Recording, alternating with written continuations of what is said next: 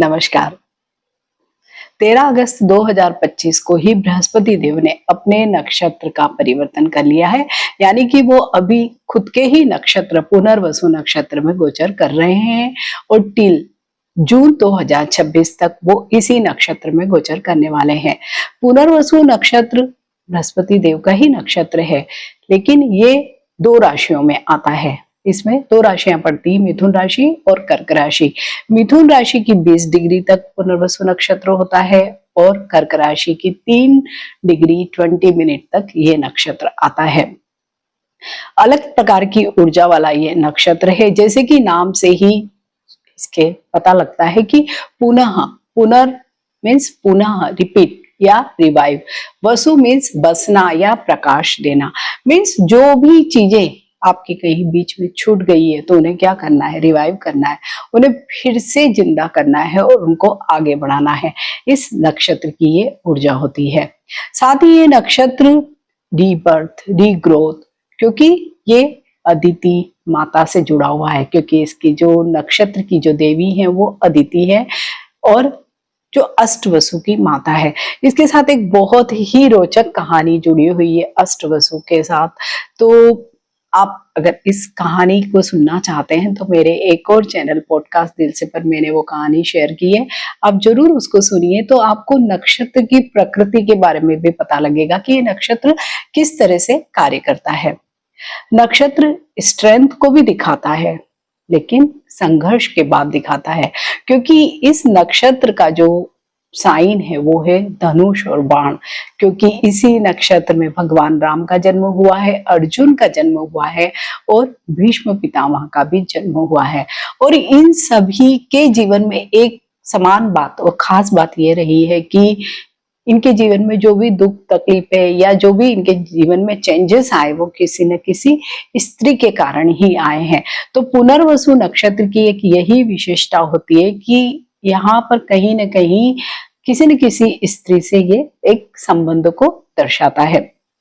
और क्योंकि इसकी जो माता है, नक्षत्र की जो देवी है वो है अदिति माता, तो एक मातृ शक्ति को दर्शाने वाला ये नक्षत्र है और अष्टवसु इसके देवता हैं। साथ ही इस नक्षत्र का जो पेड़ है वो है बांस। बांस एक ऐसा पेड़ माना जाता है जिसकी मीन्स बहुत ताकतवर, जिसको पेड़ माना जाता है जो अपने आप से ही उग जाता है, चाहे कैसी भी प्रतिकूल परिस्थितियां हो वो आप उसे काट दीजिए, वो अपने आप से ही उग जाता है। साथ ही कहीं न कहीं ये ग्रोथ को दिखाता है, संतति को दिखाता है, मीन्स संतान से संबंधित चीजों को भी दिखाता है। ये पर्यावरणीय दृष्टि से भी बहुत उपयोगी माना जाता है। मीन्स बांस की बहुत सारी उपयोगिताएं हैं हमारे जीवन में। तो ये इस नक्षत्र का पेड़ है। तो बहुत सारी ऊर्जा लेके ये नक्षत्र आया है पुनर्वसु नक्षत्र। और पुनर्वसु नक्षत्र में जैसे कि 2 राशियां हैं, तो इस वर्ष बृहस्पति देव अतिचारी गोचर भी करने वाले हैं। तो अक्टूबर नवंबर दिसंबर का एक जो समय होगा जब वो आगे बढ़ के अपने ही नक्षत्र में रहेंगे, लेकिन मिथुन से कर्क राशि में चले जाएंगे, तो तब भी वहां पर कुछ डिफरेंट तरीके, क्योंकि जब भी कोई ग्रह बहुत स्पीड से चलता है तब भी वो अलग तरीके के रिजल्ट देता है। प्लस क्योंकि नक्षत्र की ऊर्जा भी ऐसी ही है कि आपको पुरानी चीजों को रिवाइव करना है, जल्दी जल्दी आगे बढ़ना आपको। हालांकि संघर्ष बहुत होगा इस पूरी ही जर्नी में, लेकिन आप उसको पार करके अंत में सफलता को भी प्राप्त करेंगे। तो पुनर्वसु नक्षत्र में सभी 12 राशियों पर इसका प्रभाव अवश्य ही दिखाई देगा। मैंने 4 राशियों का राशिफल ऑलरेडी आपसे शेयर किया है। हाँ, आप इस राशिफल को अपनी चंद्र राशि से ही देखिए, लेकिन इसके साथ ही अपनी जन्म पत्रिका को भी निकाल कर रखिए और वहां पर गुरु की स्थिति को देखिए कि गुरु आपकी जो जन्म पत्रिका है किस भाव में बैठे हुए हैं और अभी गोचर करके वो किस भाव में जा रहे हैं। तो जिस भाव में बैठे हुए हैं, आपको वहां से संबंधित जो भी आपके काम रुक गए थे या आपने कोई परिस्थितियों के कारण छोड़ दिए थे, उन कामों को फिर से रिवाइव करना है, उन कामों के सारे सिरों को फिर से पकड़ लेना है और उन्हें आगे बढ़ाना है। तो इस वीडियो में मैं और अन्य राशियों के बारे में आपसे राशिफल का प्रेडिक्शंस दूंगी, देन अंत में मैं उपाय भी आपसे शेयर करूंगी। सिंह राशि पर पुनर्वसु नक्षत्र में जब बृहस्पति देव जाएंगे तो क्या कुछ रिजल्ट्स मिलने वाले हैं। हालांकि सिंह राशि पर अभी शनि की ढैया चल रही है, तो थोड़ी सी कठिन समस्याएं, कठिन समय भी दिखाई दे रहा है, लेकिन यहाँ पर गुरु की जो स्थितियां है वो सिंह राशि वाले सभी लोगों के लिए बेहद अच्छी है, क्योंकि अभी बृहस्पति देव सिंह राशि के 11वें भाव से गोचर कर रहे हैं, और जब ये पुनर्वसु नक्षत्र में आएंगे तो इन दो भावों में, 11वें भाव और 12वें भाव में इस नक्षत्र की ऊर्जा फैली रहेगी। मीन्स आप सभी लोगों को 11वें भाव और 12वें भाव के रिजल्ट्स मिलेंगे। 11वें भाव में यूं भी बृहस्पति देव बहुत अच्छे रिजल्ट्स देते हैं, क्योंकि ये है लाभ का भाव, इच्छाओं का भाव, साथ ही बड़े भाई का भाव है और मित्र का भी भाव है। तो यहाँ पे क्या होगा, अगर आपके कोई बहुत पुराने मित्र है, बहुत सालों से आपका संबंध उनसे नहीं है, बात नहीं हो रही है, या कोई मनमुटाव ही हो गया है, या स्कूल कॉलेज के जो आपके दोस्त हैं अचानक ही आपसे फिर से मिल गए और आपके साथ उनकी कोई बिजनेस की कोई कमिटमेंट हो गई, या आप उनके साथ एक अच्छा समय बिता सकते हैं। ठीक वैसे ही अगर भाई बहनों जो बड़े हैं उनके बीच में कोई मनमुटाव जैसी स्थितियां हैं तो वो भी अब समाप्त हो जाएगी।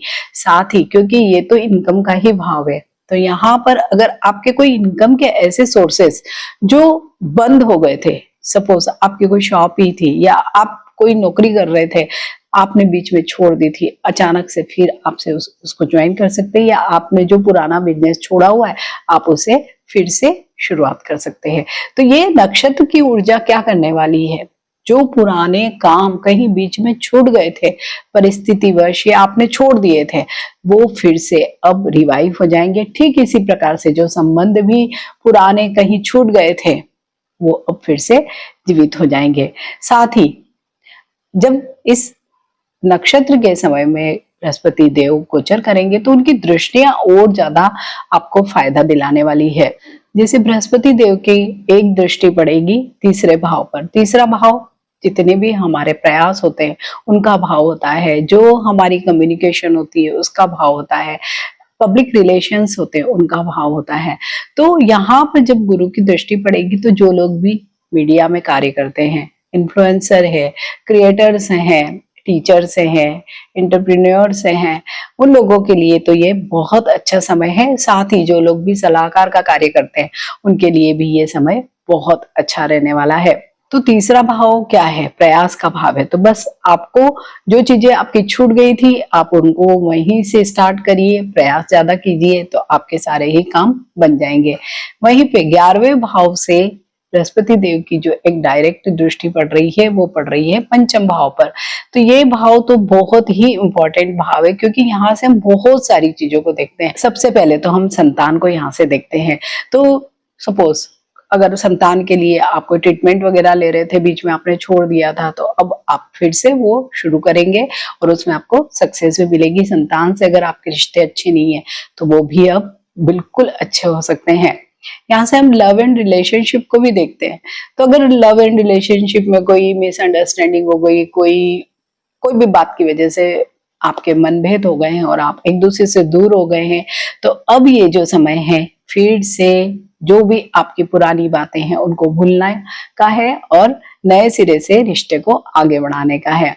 ठीक ऐसे ही स्टूडेंट के लिए भी समय बेहद अच्छा है, क्योंकि स्टूडेंट्स ने अगर कहीं कोई वजह से बीच में कहीं पढ़ाई छोड़ दी है या एक चीज को छोड़ के दूसरी चीज को पढ़ने लगे हैं, तो अब आप अगेन वो जो छूटी हुई आपकी पढ़ाई है, छूटा हुआ आपका कोर्स है, सिलेबस है, वो आप फिर से पढ़ोगे और अंत में आपको सफलता अवश्य मिलेगी। वहीं पे बृहस्पति देव की जो एक दृष्टि पड़ रही है सप्तम भाव पे, सप्तम भाव पार्टनरशिप का भाव है, तो यहाँ पर पंचम पर भी दृष्टि है, सप्तम पर भी, तो लव रिलेशनशिप भी इंप्रूव होगी। तो हो सकता है कि वही लव आपकी एक परमानेंट रिलेशनशिप यानी कि मैरिज में कन्वर्ट हो जाए, या अगर आपके कोई प्रपोजल्स चल रहे हैं तो वो अब मटेरियलाइज होने का समय आ गया है। जैसे कि आपकी कहीं पीछे किसी से बात चली, बीच में कोई कम्युनिकेशन नहीं हुआ और दोनों ही लोग भूल गए हैं, लेकिन अगेन आपकी फिर से बात चलेगी, हो सकता है कि वो मटेरियलाइज हो जाए। जो लोग शादीशुदा हैं तो उनके लिए भी ऐसे ही रहेगा कि अगर कोई संबंधों में वैमनस्य है या अनबन चल रही है, अच्छे संबंध नहीं चल रहे हैं, तो अब आप अगेन उन संबंधों को रिवाइव करोगे, उनको जिंदा करोगे, उन संबंधों को कम्युनिकेशन के थ्रू अपनी गलतफहमियों को आप दूर करोगे, क्योंकि कम्युनिकेशन वाला जो भाव है, तीसरा भाव, वहां पर भी गुरु की दृष्टि है। तो अंत में आप क्या करने वाले हो, बातचीत के जरिए अपनी समस्याओं का हल निकालोगे। ठीक वैसे ही अगर आपका कोई भी बिजनेस जो पार्टनरशिप में था, पार्टनर्स के बीच कोई मन मुटाव हो गया, आपने बीच में ही कहीं छोड़ दिया, तो अब आप अगेन उस बिजनेस को स्टार्ट कर लोगे या उस काम को अगेन आप स्टार्ट करोगे। तो सिंह राशि वाले सभी लोगों के लिए बृहस्पति देव का ये जो पुनर्वसु नक्षत्र में गोचर है, सचमुच आपकी कई सारी पीछे छूटी हुई चीजों को रिवाइव कर देगा। इसके साथ आप एक काम और करिए, अपनी जन्म पत्रिका निकालिए और जन्म पत्रिका में अष्टक वर्ग सारणी भी देखिए। अष्टक वर्ग सारणी में आप देखिए बृहस्पति को मिथुन राशि में कितने नंबर मिले हुए हैं। अगर 5 नंबर मिले हैं या 5 से ज्यादा मिले हैं तो बहुत ही अच्छी बात है, आपको बहुत अच्छे फल बृहस्पति देव देने वाले हैं। लेकिन हाँ, अगर 5 से नीचे 4 भी मिले तो एवरेज फल मिलेंगे, लेकिन 3, 2, 1 मिले हैं तो आपको जरूर बृहस्पति देव की इस समय में, पुनर्वसु नक्षत्र के गोचर के समय में रेमेडीज करनी चाहिए। तो मैं रेमेडीज आपको वीडियो के अंत में बताऊंगी और सभी 12 राशियों के लिए कॉमन ये रहेगी रेमेडीज। आप उन रेमेडीज को देखिएगा और जरूर करिएगा। तो सिंह राशि वाले सभी लोगों को मेरी तरफ से बहुत शुभकामनाएं। कन्या राशि वाले सभी लोगों के लिए बृहस्पति देव का पुनर्वसु नक्षत्र में गोचर क्या कुछ फल लेकर आया है। तो कन्या राशि के तो 8% दशम भाव में ही बृहस्पति देव गोचर कर रहे हैं और अभी दशम भाव और नवम भाव में उनकी ये इस नक्षत्र की एनर्जी रहेगी। मीन्स 2 भावों के फल आपको मिलने वाले हैं। भले ही वो 3 महीने का ही समय होगा, अक्टूबर, नवंबर, दिसंबर, लेकिन हाँ, आपको इन 2 भावों की ऊर्जा इस वर्ष मिलने वाली है और इस नक्षत्र के दौरान मिलने वाली है। तो दशम भाव गुरु के लिए तो एक अच्छा स्थान माना जाता है, आपके कार्य का ही स्थान है। तो यहाँ पर गुरु आपको क्या देने वाले हैं, कार्य क्षेत्र में बढ़त देने वाले हैं। बढ़त कैसे होती है, या तो आपकी सैलरी बढ़ती है या आपको प्रमोशन मिलती है। तो दोनों ही चीजें होने की संभावना दिखाई दे रही है। साथ ही आपको अपने वर्क प्लेस पे मान सम्मान, पद प्रतिष्ठा मिलेगी और साथ ही आप अब वो काम या वो प्रोजेक्ट करने वाले हैं जो आपने कहीं पीछे छोड़ दिए थे। जैसे कि आपको जॉब में है, आप कहीं पे आप पहले कोई ऐसा काम कर रहे थे जो बीच में ही आपसे ले लिया गया हो, या आपने ही अपनी मर्जी से किसी चीज को छोड़ के दूसरा कुछ स्टार्ट किया हो। अब अगेन आप देखेंगे कि आपको सेम वो ही प्रोजेक्ट में डाल दिया है। ठीक बिजनेस वाले लोगों के लिए भी सेम यही चीजें रहने वाली है कि आपने अगर कोई कहीं छूट गया था, कोई चीज, कोई बिजनेस छोड़ दिया था, अगेन आप वही फिर से स्टार्ट करोगे और सक्सेस भी मिलेगी। इसके साथ ही ट्रांसफर या प्रमोशन के साथ जैसे ट्रांसफर होता है, वैसी स्थितियां भी यहाँ पर बृहस्पति देव आप सब लोगों को दे रहे हैं। तो कन्या राशि वाले लोगों को क्या करना है, सबसे पहले तो अपनी जन्म पत्रिका भी निकालनी है और वहां पर गुरु की स्थिति को भी देखना है कि गुरु किस भाव में आपकी खुद की पत्रिका में है और वो गोचर करके किस भाव में जा रहे हैं। तो जिस भाव में गुरु स्थित है वहां के भी आपको जो भी काम होते हैं जो छूट गए, उन कामों को अवश्य ही करना है। साथ ही आप अपनी पत्रिका में अष्टक वर्ग सारणी को भी जरूर देखिए और आप देखिए कि बृहस्पति को मिथुन राशि में कितने नंबर मिले हुए हैं। अगर 5 नंबर या उससे अधिक नंबर मिले हैं तो बहुत अच्छी बात है, बहुत ही बढ़िया रिजल्ट्स मिलेंगे। लेकिन अगर 4 मिले हैं तो एवरेज रिजल्ट्स, 3, 2, 1 मिले हैं तो थोड़े से कम अच्छे रिजल्ट मिलेंगे। तो इसके लिए मैं वीडियो के अंत में आपको रेमेडीज सजेस्ट करूंगी, उन रेमेडीज को आप जरूर करिएगा। वहीं पे कन्या राशि के राशि चक्र में गुरु आपके 4थे भाव और 7वें भाव के मालिक हैं और एक भाव पर तो गुरु की डायरेक्ट दृष्टि भी पड़ रही है, 4थे भाव पे जो सुख का भाव है। तो गुरु वहां पर जब इतने अच्छे भाव पर दृष्टि पड़ रही है तो क्या होगा, सुखों में वृद्धि होगी। और ये सुखों में वृद्धि आपकी कैसे हो सकती है, जैसे सपोज आपने कोई मकान खरीदना चाहा, कोई नई गाड़ी खरीदना चाहिए, कोई वजह से आप नहीं कर पाए थे, आप अगेन उस चीज के लिए प्रयास करोगे। और अब इस समय में जब पुनर्वसु नक्षत्र का गोचर चल रहा है तो आप उन सारी चीजों को पा जाओगे। यहीं से हम माता को भी देखते हैं। और जब पुनर्वसु नक्षत्र की दृष्टि, बृहस्पति देव की जब दृष्टि इस भाव पर पड़ेगी तो क्या होगा, माता का सुख भी आपको मिलेगा। साथ ही अगर आपकी माता को कोई स्वास्थ्य संबंधी कोई लंबी समस्या चल रही थी, कोई भी उनको इश्यूज थे हेल्थ के, तो आप देखेंगे कि वहां पर उनकी रिकवरी अवश्य ही हो जाएगी और रिकवरी बड़ी फास्ट भी होगी। तो ये एक गुरु का आशीर्वाद ही आप लोग मानिए कि जो एक डायरेक्ट दृष्टि पड़ रही है गुरु की, वो बेहद अच्छी है। साथ ही गुरु की एक दृष्टि पड़ रही है दूसरे भाव पे। दूसरा भाव क्या है, धन का भाव है, परिवार का भाव है, वाणी का भाव है, और बृहस्पति देव का ये पसंद का भी भाव है। यहाँ पर बृहस्पति देव क्या करते हैं, वृद्धि करते हैं, धन में वृद्धि होगी, साथ ही परिवार में वृद्धि हो सकती है। परिवार में वृद्धि कैसे हो सकती है, या तो आपकी शादी हो जाए या किसी बच्चे का जन्म हो, दोनों ही स्थितियां हो सकती है। अगर आपके कोई प्रपोजल्स चल रहे हैं तो जरूर मटेरियलाइज होंगे और शादी होने की संभावना बनेगी। अगर आप बच्चे के जन्म का इंतजार कर रहे हैं तो वो भी हो सकता है। साथ ही धन में वृद्धि होगी, क्योंकि ये धन का भाव है, असेट्स का भाव है, तो उसमें भी वृद्धि होगी। वाणी का भी भाव है, तो पुनर्वसु नक्षत्र में आप जरूर कोशिश करेंगे कि अगर वाणी की वजह से आपकी विगत में कोई चीजें खराब हुई थी, किसी से रिश्ते खराब हुए थे, जैसे आपके कुटुंब में किसी से आपके रिश्ते खराब हो गए थे, आप उसी वाणी के जरिए अब अपने रिश्तों को फिर से ठीक करेंगे। वहीं पे बृहस्पति देव की एक जो दृष्टि पड़ रही है वो छठे भाव पर दृष्टि पड़ रही है। छठा भाव क्या है, रोग ऋण और शत्रु का भाव है। लेकिन पुनर्वसु नक्षत्र यहाँ पर एक इतनी अच्छी एनर्जी देने वाला है कि अगर कोई भी लंबी बीमारी किसी की चली आ रही है, वो अब रिकवर करेगा। इस पूरे पीरियड में आपको अच्छी मेडिकेशन मिलेगी, अच्छे डॉक्टर्स मिलेंगे, अच्छी ट्रीटमेंट मिलेगी और अंत में आप बिल्कुल स्वस्थ हो जाएंगे। तो एक बहुत अच्छी स्थिति यहाँ पर बृहस्पति देव इस भाव पर दृष्टि डालने से देंगे। साथ ही अगर ऋण की कोई समस्या आपकी बड़ी लंबी चल रही है, उसके भी अंत होने की, मीन्स रीपेमेंट होने की संभावना बनती है। यहाँ से हम गवर्नमेंट जॉब को भी देखते हैं, तो जो बच्चे गवर्नमेंट जॉब के लिए प्रिपरेशन कर रहे हैं तो उन सब के लिए भी बहुत ही अच्छा ये वाला पूरे 10 महीने का समय है रहने वाला है। तो कन्या राशि वाले सभी लोगों के लिए तो बृहस्पति देव का ये जो गोचर है बहुत अच्छा रहने वाला है। और साथ ही शनि के भी जितने भी अभी दृष्टियां हैं, या शनि का कोई आप पर 7.5 या जैसे कोई स्थितियां नहीं है, तो वो भी आपके फेवर में रहने वाला है। तो कन्या राशि वाले सभी लोगों को अगर फिर भी आपके व्यक्तिगत जन्म पत्रिका में कुछ दशा अच्छी नहीं चल रही है, या बृहस्पति देव की कोई अच्छी स्थितियां नहीं है, तो वीडियो के अंत में मैं आपको कुछ रेमेडीज सजेस्ट करूंगी, उनको अवश्य करिए। तो कन्या राशि वाले सभी लोगों को मेरी तरफ से बहुत शुभकामनाएं। तुला राशि, तुला राशि पर बृहस्पति देव का ये जो पुनर्वसु नक्षत्र में गोचर होगा तो क्या कुछ फल लेकर आने वाला है, क्योंकि अभी बृहस्पति देव तुला राशि के भाग्य भाव यानी कि नवम भाव में गोचर कर रहे हैं और अतिचारी होकर वो इसी पुनर्वसु नक्षत्र में दशम भाव में भी गोचर करेंगे।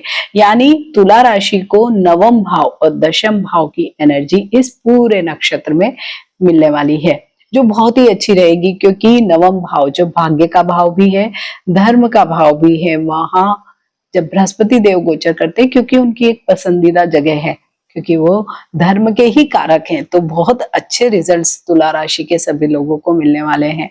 तो भाग्य भाव में जब बृहस्पति देव पुनर्वसु नक्षत्र में गोचर कर रहे हैं, तो तुला राशि वाले सभी लोगों के लिए क्या होगा, धर्म में कहीं ना कहीं आस्था बढ़ने वाली है। अगर कई लोगों को जैसे पास्ट में कुछ ऐसे एक्सपीरियंस होते हैं, कटु अनुभव जिनको हम कहते हैं, या कुछ वजह से धर्म में या ईश्वर में आस्था डिग जाती है, नहीं रह पाती है, अब अगेन उनकी ईश्वर में, धर्म में आस्था बढ़ने वाली है। और यही धर्म में आस्था उनके भाग्य को भी जीवंत कर देगी या जागृत कर देगी। यहीं से बड़ी लंबी दूरी की यात्राओं को भी देखते हैं और विशेषकर हम धार्मिक यात्राओं को देखते हैं।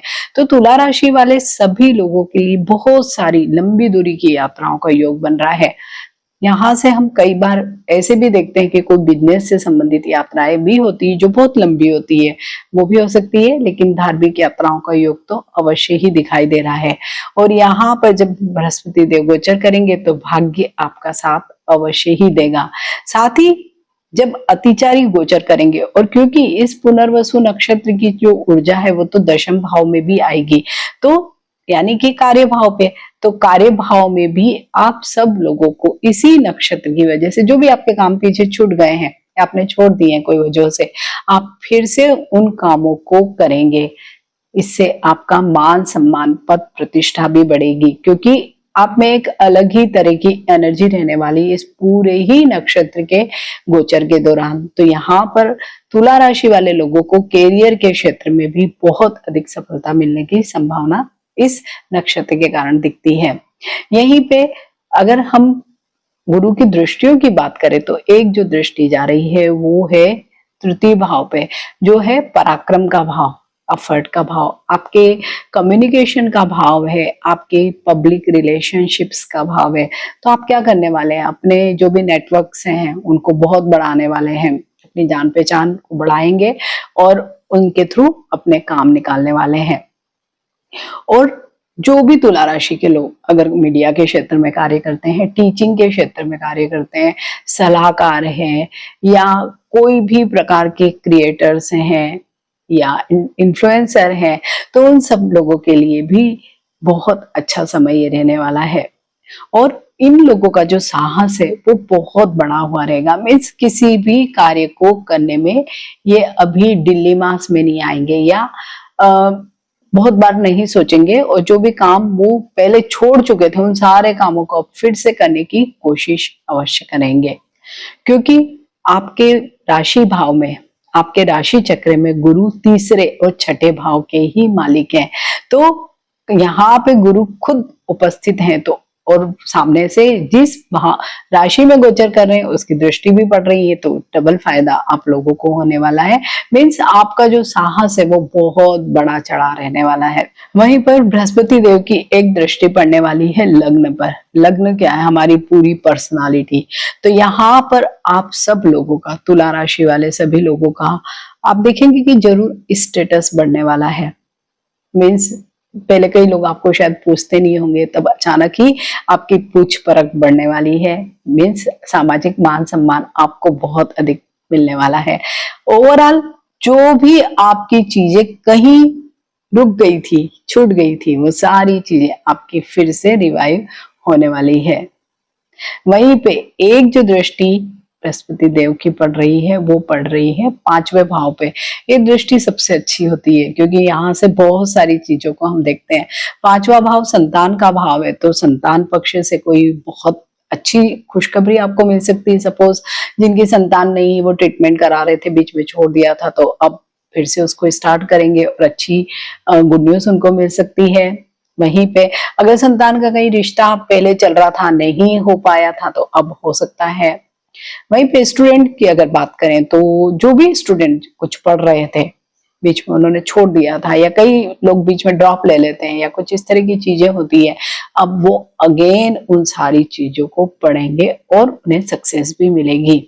वहीं पे अगर लव एंड रिलेशनशिप्स की बात करें तो जिनके भी, जो भी लोग किसी भी प्रकार के प्रेम संबंधों में हैं, किसी वजह से उनकी ये रिलेशनशिप बीच में एक ब्रेक आ गया था, कुछ मिसअंडरस्टैंडिंग हो गई थी या बातचीत बंद हो गई थी, तो अब आप देखेंगे कि अब आपकी सारी चीजें फिर से शुरू हो जाएगी।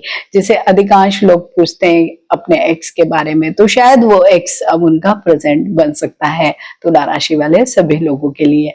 तो ये जो पुनर्वसु नक्षत्र की जो ऊर्जा है वो बेहद अच्छी ऊर्जा है, और क्योंकि बृहस्पति देव की दृष्टियां इतनी अच्छी जगह पड़ रही है कि आप सभी लोगों को बहुत अच्छे फल ही मिलने वाले हैं। फिर भी आप अपनी व्यक्तिगत जन्म पत्रिका में गुरु की स्थिति को देखिए, दशा को देखिए। अगर वहां पर कुछ परेशानी है तो आप, मैं वीडियो के अंत में जो रेमेडीज बताऊंगी उनको अवश्य करें। तो तुला राशि वाले सभी लोगों को मेरी तरफ से बहुत शुभकामनाएं। वृश्चिक राशि, वृश्चिक राशि में बृहस्पति देव जब पुनर्वसु नक्षत्र में गोचर कर रहे हैं तो क्या कुछ फल लेकर आए हैं। वृश्चिक राशि में एट प्रेजेंट बृहस्पति देव 8वें भाव में गोचर कर रहे हैं, लेकिन इस समय जब इस नक्षत्र में गोचर करेंगे तो वो 8वें भाव और 9वें भाव मीन्स 2 भावों की एनर्जी आपको देने वाले हैं। मीन्स 2 भावों का फल आप सब लोगों को इस नक्षत्र में मिलने वाला है। 8वां भाव बृहस्पति देव का बहुत पसंदीदा भाव नहीं है, क्योंकि यहाँ से हम आयु और मृत्यु को देखते हैं, इन डेप्थ नॉलेज को देखते हैं, कोर्ट कचहरी को देखते हैं, ससुराल को देखते हैं। तो इन सारी चीजों से इन जनरल बृहस्पति देव का बहुत संबंध डायरेक्ट नहीं होता है, तो यहाँ पर इतने अच्छे रिजल्ट नहीं देते हैं। लेकिन क्योंकि पुनर्वसु नक्षत्र में वो एक भाव आगे यानी कि नवम भाव के भी एनर्जी देने वाले हैं, मीन्स नवम भाव जो भाग्य का भाव है उसके भी रिजल्ट्स आपको देंगे। तो वृश्चिक राशि वाले सभी लोगों को एक तो सबसे बड़ा चेंज ये लगेगा कि अगर उनकी धर्म में आस्था कम हो गई थी तो वो आस्था अब बढ़ने वाली है। साथ ही धार्मिक यात्राएं या बहुत लंबी दूरी की यात्राएं उनकी अवश्य ही होगी, और कहीं न कहीं उनके हर कार्य में अब भाग्य का साथ भी उनको अवश्य ही मिलेगा।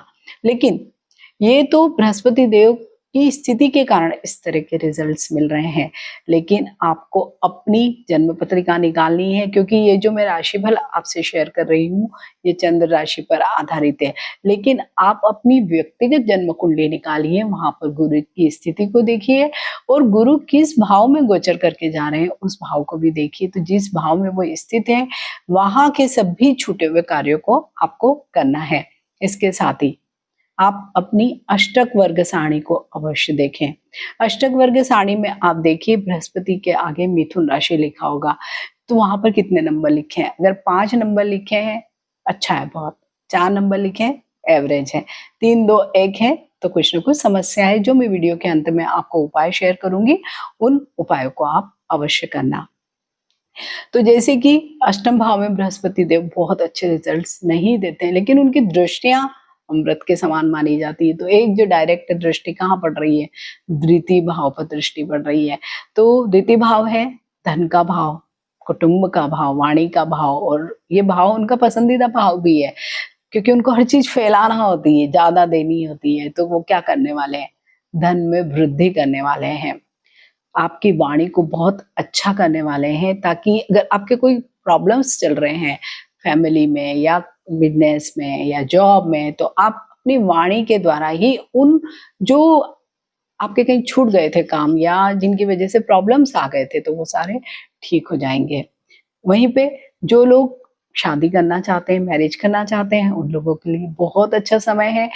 जिनके घर में बच्चे का जन्म होने की सभी लोग इंतजार कर रहे थे तो वो भी चीजें हो सकती है, क्योंकि बृहस्पति देव हमेशा कुटुंब में भी वृद्धि करते हैं। और क्योंकि द्वितीय भाव आपका जो राशि चक्र है उसमें वो द्वितीय भाव के मालिक भी हैं, तो जब स्वयं अपनी ही राशि अपनी नक्षत्र में अपनी ही राशि को देख रहे होंगे तो बहुत अच्छे रिजल्ट्स आपको द्वितीय भाव के मिलेंगे।